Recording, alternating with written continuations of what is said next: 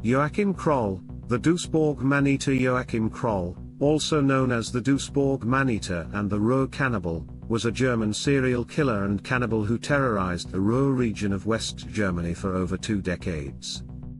Between 1955 and 1976, Kroll is believed to have murdered at least 14 people, mostly women and children. He gained notoriety not only for his killings but also for his acts of cannibalism, which he admitted to during his arrest. Kroll's horrific crimes shocked Germany and left an indelible mark on the nation's criminal history. Early life of Joachim Kroll. Joachim Georg Kroll was born on April 17, 1933, in Hindenburg, now Zabrze, Poland. He was the youngest of 8 children, and his family lived in poverty.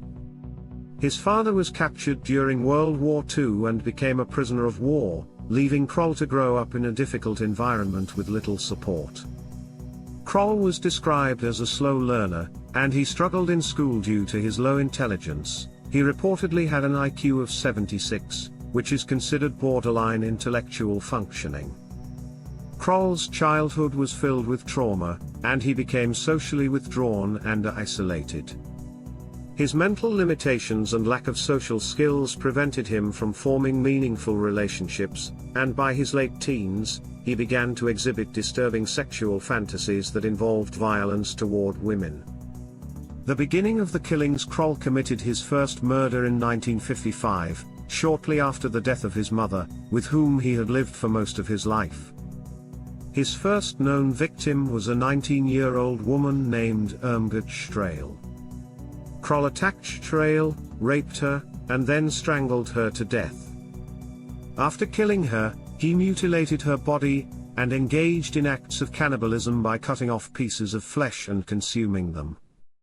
This horrific pattern of murder, sexual assault, and cannibalism would define Kroll's killing spree for the next 20 years.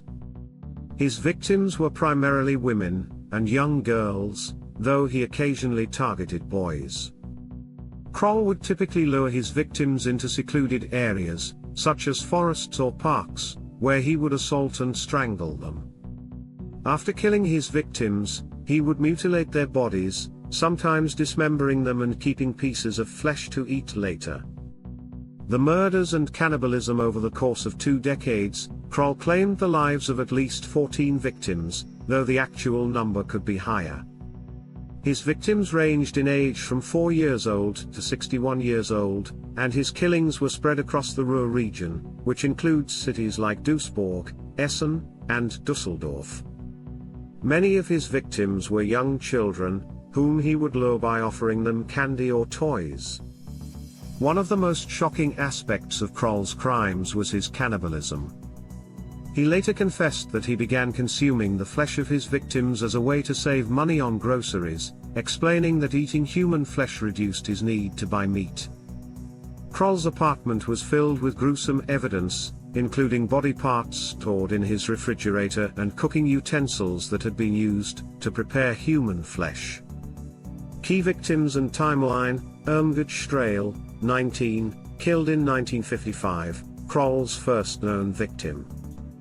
He raped, murdered, and mutilated her body. Manuela Nort, 16, killed in 1959, Kroll strangled her, raped her corpse, and dismembered her body. Monika Tafel, 12, killed in 1962, Kroll abducted, raped, and murdered her, later consuming parts of her flesh. Petra Giza, 13, killed in 1966, Kroll lured her into a wooded area, where he assaulted, strangled, and cannibalized her. Marion Ketter, 4, killed in 1976, Marion was the last of Kroll's victims. Her murder would ultimately lead to his arrest.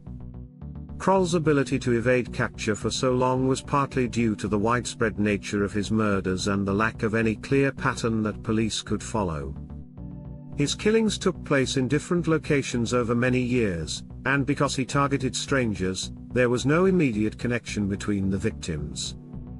Arrest and discovery of his crimes. Kroll's killing spree finally came to an end in 1976, when he murdered 4-year-old Marion Ketter. After her disappearance, police conducted a search of the area and questioned residents. One of Kroll's neighbors mentioned that Kroll had casually told him that the plumbing in his apartment was clogged, and that he had recently disposed of some guts. Suspicious of this statement, the police investigated Kroll's apartment. What they found inside was beyond disturbing. Kroll's apartment was filled with human remains, including parts of Marion Ketter's body, which were found cooking on the stove. In his refrigerator, police discovered additional body parts from other victims. Kroll confessed to the murders and cannibalism, telling police that he had consumed the flesh of several of his victims. The confession during his interrogation, Kroll calmly confessed to the murders, detailing how he had killed and eaten parts of his victims.